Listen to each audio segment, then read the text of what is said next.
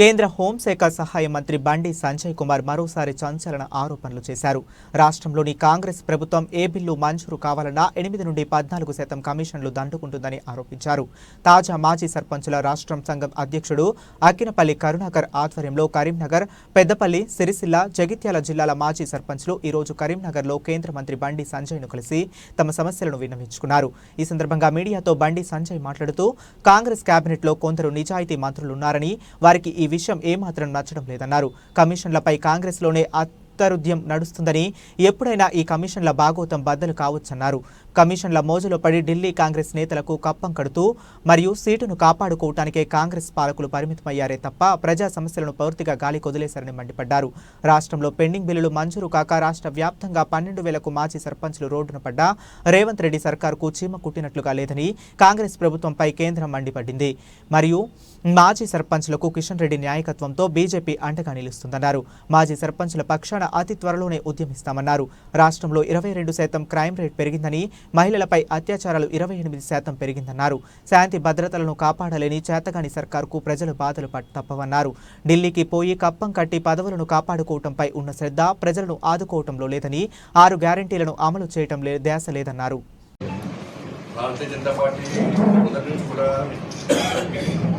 అంతర్గతంగా పార్టీ సమావేశంలో కానీ, బహిరంగ సభల్లో కానీ, ఇక్కడ సమావేశం జరిగిన కూడా మన రాష్ట్ర నాయకులు అందరూ కూడా తాజా మాజీ సర్పంచ్ యొక్క సమస్యలు మనం ప్రభుత్వం దృష్టికి తీసుకొచ్చే ప్రయత్నం చేస్తూ ఉన్నాం. ఇతర దీన్ని అన్ని పార్టీలటువంటి నాయకులు వచ్చింది. సమస్యల్లో కూడా తెలంగాణ రాష్ట్రంలో సర్పంచుల బతుకులు నిర్వీర్యం కావడానికి కారకుడు ఇవాళ ఈ 2 పార్టీలు.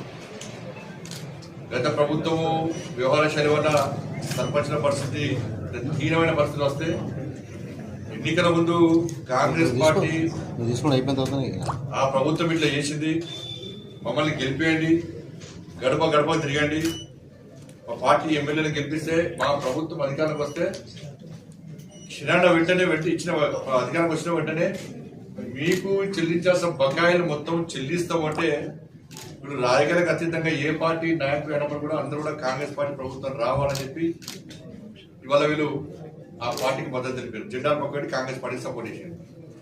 అధికారంలోకి వచ్చిన తర్వాత కాంగ్రెస్ పార్టీ ప్రభుత్వం కనీసం వారి గురించి పట్టించుకున్న పాపడవాలి. ఇవాళ తెలంగాణ రాష్ట్ర వ్యాప్తంగా 12,000 మందికి పైగా సర్పంచులు ఉన్నారు.